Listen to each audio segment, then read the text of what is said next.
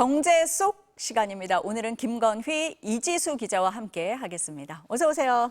안녕하세요. 네. 안녕하세요.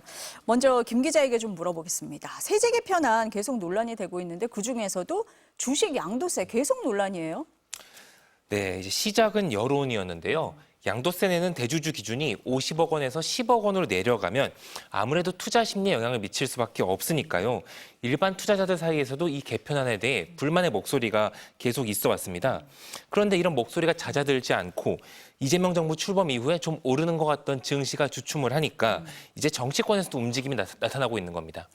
여당인 민주당에서도 그래서 기존대로 그냥 50억 원으로 하자 뭐 이런 의견 나왔었잖아요.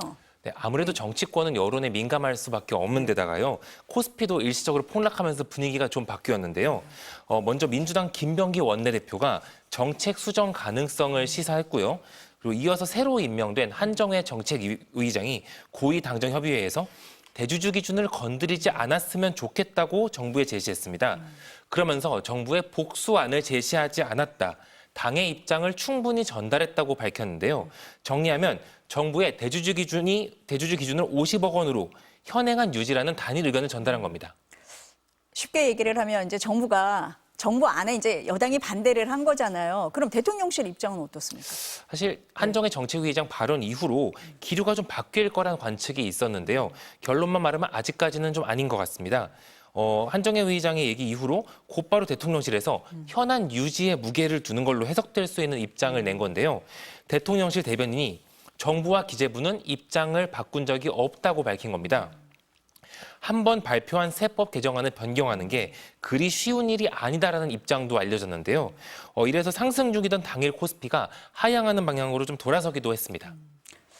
논란이 계속되고 있는 그런 상황이다 이런 말씀이신데 그럼 정부가 결론을 내야 될 텐데 언제쯤 나옵니까?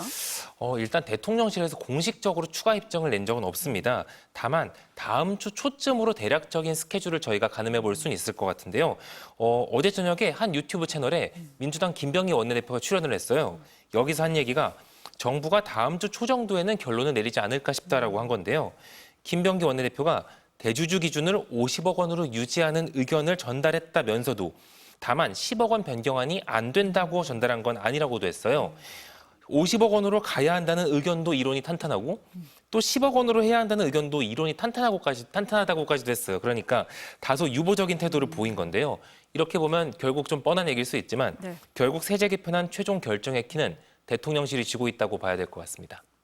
결론적으로 아직은 모르겠다 뭐 이런 설명이네요. 네, 김 기자 얘기를 들어보면 그럼 정부가 다음 주라고 얘기를 했으니까 어떤 입장을 내놓을지 좀 지켜보도록 하겠습니다. 주식도 가까운 얘기인데 우리 마트 얘기 좀 해보겠습니다. 이지수 기자. 지금 대형마트 빅3 중에 하나잖아요. 홈플러스가 수도권뿐 아니라 전국 매장 15개 폐점한다 이렇게 얘기가 나왔어요.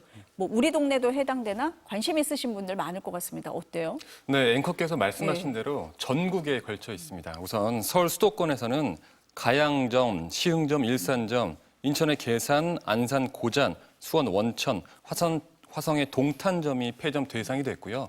이 밖에 지역에서는 천안의 신방점, 대전 문화점, 전주 완산점, 대구의 등촌점, 부산에서는 장림점과 간만점, 울산에서는 북구점과 남구점 등 총 15곳입니다. 모두 지난해 영업 적자를 기록했던 매장들이고요. 홈플러스는 이번 폐점 결정으로 인해서 약 800억 원의 영업 손실이 개선될 거다 이렇게 전망을 했습니다. 이 기자 얘기를 들어보니까 뭐 정말 전국에 다 걸쳐져 있네요. 홈플러스가 법원 회생 절차에 들어간 상태잖아요. 폐점까지 한다.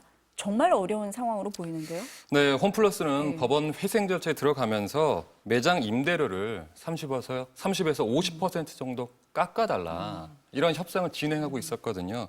그런데 이제 그게 비용을 줄이려는 고육지책이었는데 잘 안 됐습니다. 적자 매장 중에는 끝내 그 임대료 협상에 진전이 없었던 곳만 15곳이나 된 겁니다. 그게 이번에 폐점을 하게 된 거고요. 임대료는 한 곳 평균이 연간 60억 원 정도로 알려져 있습니다.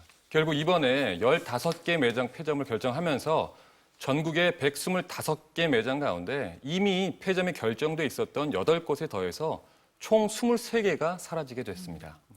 폐점을 한다. 그 얘기는 뭐 그 지역을 포기한다 뭐 이렇게 얘기할 수도 있는 거잖아요. 이 폐점 말고 다른 자구책은 없었습니까? 네, 일단 뾰족한 수는 없습니다. 일단 다음 달부터 본사 직원을 대상으로 희망자연에서 무급휴직도 실시하기로 했고요. 다만 홈플러스 측에서는 인위적인 구조 조정이나 희망퇴직은 없다고 선을 그었습니다. 폐점된 지점 직원들도 고용을 유지하고 원하는 지점에서 근무할 수 있다 이렇게 밝혔습니다. 노동조합은 반발하는 분위기입니다. 최대 주주인 MBK 파트너스가 자금을 지원하거나 아무 노력도 하고 있지 않은데 회사와 직원들만 안간힘을 쓰고 있다 이런 뜻입니다. 매장 포기는 곧 홈플러스를 포기하는 것이다. 이런 강도 높은 비판도 노조에서 나오고 있습니다. 이 기자 얘기대로 우리가 이 홈플러스 위기 얘기를 할 때 대주주 얘기를 안 할 수가 없어요. 지금 말씀하신 사모펀드 MBK 파트너스인데 뭐 지원책은 없습니까? MBK 파트너스는 국내 최대 사모펀드 운영사입니다. 2015년에 홈플러스를 인수한 뒤에 회사를 성장시키기보다는 투자금 회사에만 몰두하고 있다. 이런 비판을 끊임없이 받아왔는데요.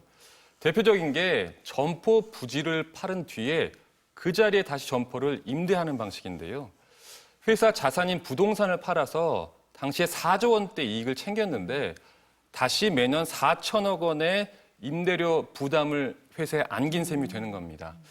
더구나 지난 3월에 법원에 회생 신청을 하기 직전까지 홈플러스가 증권사들을 통해서 법인과 개인 투자자들을 상대로 채권을 발행한 것도 논란이 되고 있습니다. 기업보험과 전자단기사채 등이 최대 수천억 원에 이르는 것으로 추정이 되는데요. 기업 회생 계획을 숨기고 채권을 발행했는지 이 부분에 대해서 수사까지 받고 있는 상황입니다. 이제 관심은 그러면 홈플러스가 다시 살아나느냐 아니면 뭐 새로운 주인을 만나느냐 이런 과정은 어떻게 진행이 되고 있습니까? 네, 대주주인 MBK 파트너스는 법원에 기업 회생을 신청해서요. 지난 3월부터 절차가 진행되고 있습니다. 2022년부터 홈플러스는 내리 3년간 1,000억 원에서 2,000억 원 사이의 영업 적자를 기록을 했는데 흔히 말하면 실타 문제, 즉 유동성 문제가 불거졌기 때문입니다. 일부 매장까지 문 닫는 걸 보면 아직도 이 문제는 해결되지 않은 것으로 보입니다. 지난달 법원은 회생 계획을 인가하기 전에 인수합병, 그러니까 M&A도 허가를 했습니다. 하지만 새 주인을 찾고는 있지만 아직은 찾지 못한 것으로 전해지고 있습니다. 조지현 공동대표는 지금 상황이라면 인수합병을 통한 회생 자체도 위태로워질 수 있다. 즉 상황이 이대로면은 아무도 인수하지 않을 거란 위기감을 드러내기도 했습니다. 여기는 생계가 걸려있는 임직원들도 있고 또 소비자들 관심도 높잖아요. 어떻게 좀 진행이 되는지 지켜보도록 하겠습니다.